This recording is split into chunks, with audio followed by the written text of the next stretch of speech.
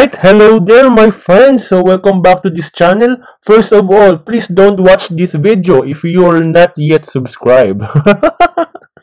Anyway, just kidding aside, so for this video tutorial my friends, we will be having our next topic regarding our journey of learning all about the Python programming, and this will be all about the collection data types.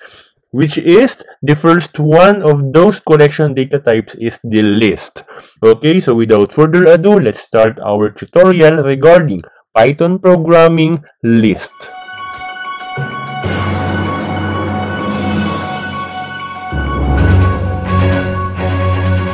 Okay, so when we say collection data types, these are actually when a variable, as said on our previous video tutorials, a variable can only contain one value, while a collection data types is actually contains multiple values that is also assigned in a single variable. So if we are faced in a scenario, or if we are dealing in a current situation wherein we are currently needing a multiple values that is assigned in a single variable, what we need to have is a collection data types. And this collection data types has actually 4 different types.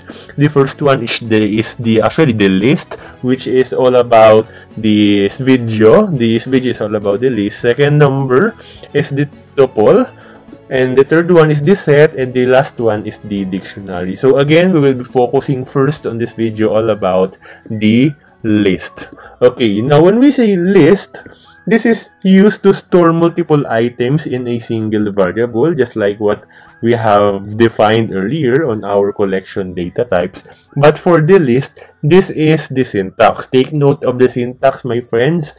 The 4 different collection data types is of different syntaxes, and of course, their usage and functions. For the list, the syntax is, first of all, the variable name assigned to that list, equal sign, then we have here the square bracket.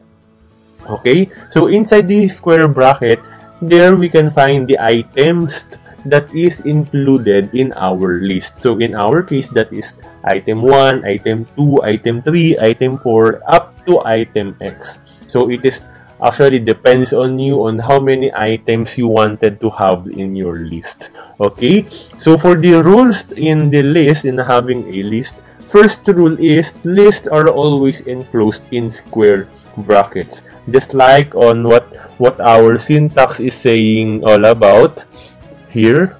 That is actually enclosed in a square bracket.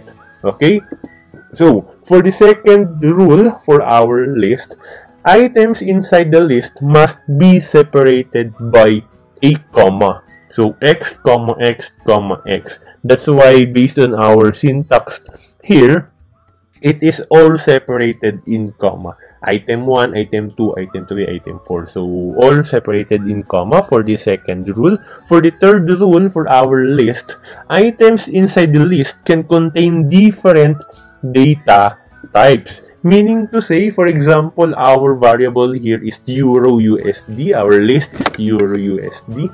First of all, you can see on our list, again enclosed in square brackets, the first item inside our list is actually a string, major pair. That is a string. It is bounded by the double quote here at the before the letter M and after the last letter of our string named major pair, and comma as separation based on our rule number 2. So we have here our comma. 1.1902 is actually a float, and true is actually a boolean. So we have major pair, float, boolean. Any data type can be actually contained in our list. Don't forget that, my friends. Okay, so for the fourth rule in our list, items inside the list are indexed. So what do we mean by indexed? Actually, indexing is one of the one of the well-known characteristics of having a list. So for example, we have here item 1, 2, 3, 4, and item X. The first item there is considered as indexed 0. Second item is indexed 1. Third item indexed 2. Fourth item indexed 3, up to our last item. So don't forget that we are always, if we are having an index, if we are facing the indexing function of the list, we are always starting at 0. Don't forget that, my friends. Again, we are always starting at 0. Okay, for the fifth rule for list, items inside the list are mutable. When we say mutable, this actually means that items inside a list are changeable. You can have our editing sooner or later, even after you have defined your list in your code. Okay, so anyway, we will be having our task in each of those rules after this video. Okay, so let's have our first task. So this is just a basic task.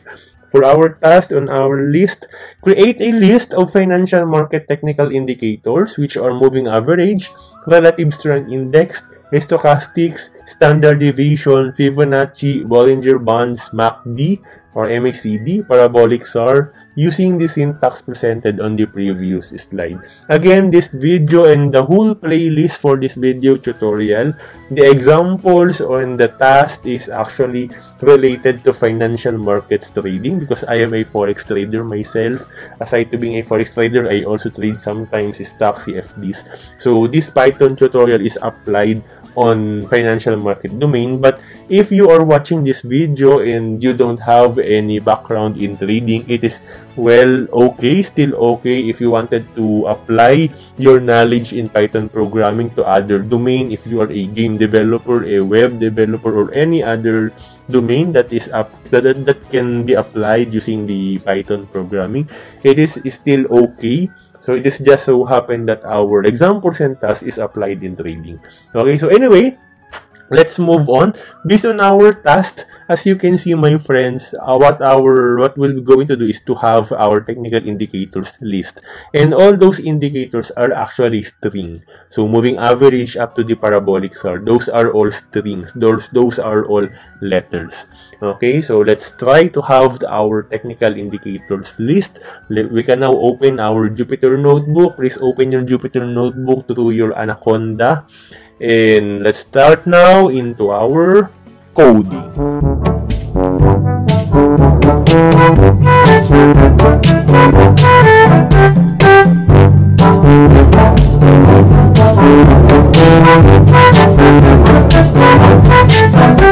Okay, we are now here on our Jupyter notebook. Let's first have our title here. For our title, let's have your list. Okay, so mark down and run. Okay, so we have now our title list. So based on our task, on our PowerPoint presentation, the task is we should do a list of technical indicators.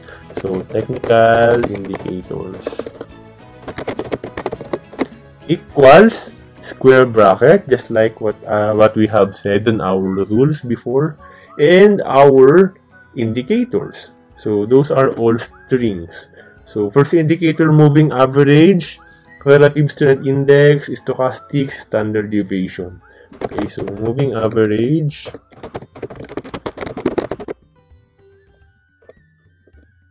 relative strength index, stochastics, standard deviation.